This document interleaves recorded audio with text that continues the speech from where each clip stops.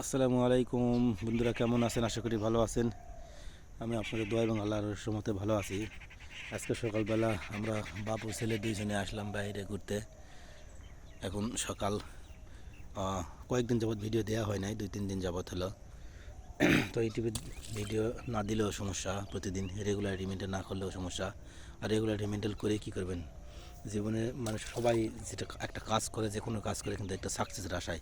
Success না আসলে মানুষের এই এমনি এমনি কোনো কিছু হয় না। একটা কথা আছে না, বিনা বিনা হচ্ছে লাভে মানুষ তুলাও পায় না। ঠিক আছে? তো আমাকে দোষা আছে তাই। হ্যাঁ, কতদিন আর বিনা লাভেই করবেন, বিনা সাকসেসে? মনে করেন বহুদিন যাবৎ করে আসা হইতেছে। এগুলো হিসাব করলে আমার পরে অনেক লোক এসে ফেসবুকে অনেক লোক আমার পরে এসে আগে ছেড়ে দিয়েছে। তার কারণ হচ্ছে এই সাকসেস না আসার কারণে। আর আমি ধরেই আসি, ঠিক আছে, 2-3 বছর যাবৎ তোমার পরে এসে অনেকেই ছেড়ে দিয়েছে সাকসেস না হওয়ার কারণে। তো আসলে মানুষের ধৈর্য কতদিন থাকে না। আর এই ধৈর্য না থাকার কারণেই সোশ্যাল মিডিয়ার তিনি মানুষ অনেকেই চলে যাইতেছে বেশ কিছুদিন পরিশ্রম করার পরে, টাকা পয়সা নষ্ট করার পরে। ঠিক আছে? তো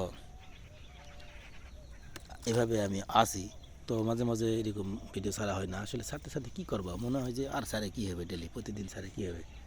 এটা যখন একটা জিনিসের মানুষ সাকসেস হয়, যেখান থেকে পয়সা আসে বা লাভ হয়, তখন মানুষ রেগুলারিটি মেনটেন করতে পারে।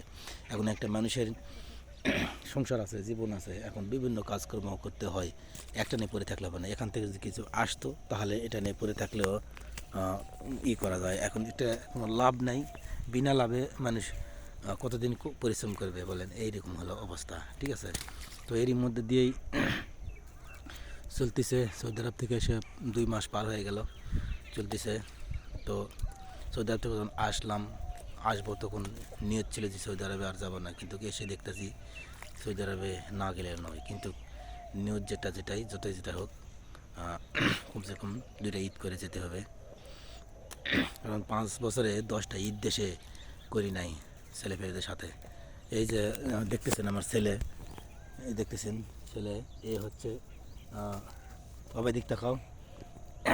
প্রতি বছর ঈদে মানে ঈদের সময় মানে ঈদগাহ মাঠে যাবে, কোনো লোক থাকে না, লোক পাওয়া যায় না। ঠিক আছে? ওই আমার শ্বশুর বাড়ি থেকে আমার শালা এসে নিজের বাড়ি থেকে এসে তারপর ঈদগাহ মাঠে নিয়ে যায়, নামাজ পড়ায়, মাঠ থেকে ঘুরে নিয়ে আসে, নাই এইসব দেখি।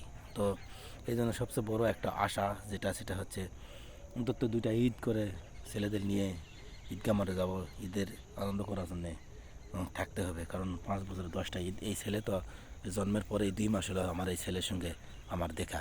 মানে এই ছেলেকে আমি জন্মের পরে 5 বছর, 4.5 বছর বয়স, 5.5 বছর হলে এর বয়স তাহলে কত হবে? হ্যাঁ, 5 বছর সৌদি আরব থেকে আসলে এর বয়স হবে 4.5 বছর। মানে আমি যাওয়ার 4-5 মাস পরে হয়েছে, বা 5-6 মাস পরে হয়েছে এরকম। তো সেই হিসাবে এই কয় বছরে আরেকটা মেয়ে আছে। তো এই 5 বছর 10টা ঈদ থেকে বঞ্চিত হয়েছে, কমসে কম 8টা ঈদ থেকে বঞ্চিত হয়েছে। তো সেই জন্য নিয়ত করছি আল্লাহরও যেন নিয়ত পূরণ করে, কমসে কম 2টা ঈদ করে যাওয়ার নিয়ত আছে। এবং বাড়িতে কিছু, নিজের বাড়িতে কিছু সংস্কার আছে, এগুলো সংস্কার করে তারপর যেতে হবে, যতই যা হোক। হ্যাঁ, বাড়িতে যে সংস্কার আছে, বাড়িতে যেগুলো কাজ আছে, এগুলো কাজ মিটাইতে আমার হিসাবে কমসে কম 1 বছর সময় লাগে। সে জায়গায় তো অন্তত 2 কোরবানি ঈদ পর্যন্ত করে যাওয়া লাগবেই। তো এই হচ্ছে অবস্থা। তো সৌদি আরবের পরিস্থিতি এখন আমার খুব একটা জানা, অনেকে কমেন্ট করতেছে।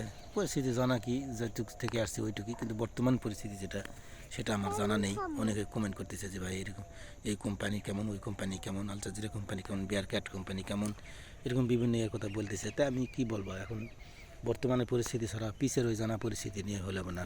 যে কোনো একটা কোম্পানির এই মাসে এক পরিস্থিতি, সামনের মাসে আর এক পরিস্থিতি হয়। কোম্পানির পরিস্থিতি ভালো হলে, কোম্পানিতে ইনকাম ভালো হলে, পরিস্থিতি ভালো হলে কোম্পানির নিয়মকানুন ভালো হয়। আবার কোম্পানির পরিস্থিতি খারাপ হলে কোম্পানির নিয়মকানুন খারাপ হয়। তো সেই হিসাবে নগদ ইনফরমেশন দেওয়া ভালো, ওই আগেরটা ইনফরমেশন দেওয়া খুব একটা ভালো না। তাই আমি 2 মাস যাবত আছি, 2 মাসে যে কোনো কোম্পানির পরিস্থিতি পরিবর্তন হতে পারে। তো আমি একটা কোম্পানি সম্বন্ধে ধারণা দেওয়া ঠিক হবে না। আবার যখন যাবো সৌদি আরবে, তখন ইনশাল্লাহ আশা করা যায় আবার জেনে শুনে সঠিক ধারণা সবার কাছে দেওয়ার চেষ্টা করব। আমি এখন ধারণা দিই যদি একটা কোম্পানি সম্বন্ধে জানি, এখন এসে বললাম, কিন্তু বলার পরে দেখবেন যে 2 মাসে হলো আসছি আমি, 2 মাসের ভিতরে কোম্পানি অনেক কিছু চেঞ্জ হয়ে যেতে পারে। দেখা গেছে সারা বছর বেতন দিচ্ছে, 2 মাস হলো বেতন আটকা নাই। আমি বলে দিলাম যে কোম্পানি বেতন লেনদেন সব ভালো, কিন্তু এখন দেখতেছি কোম্পানি অনেক লোক বেতন পাচ্ছে না, বেতনের সমস্যা হচ্ছে।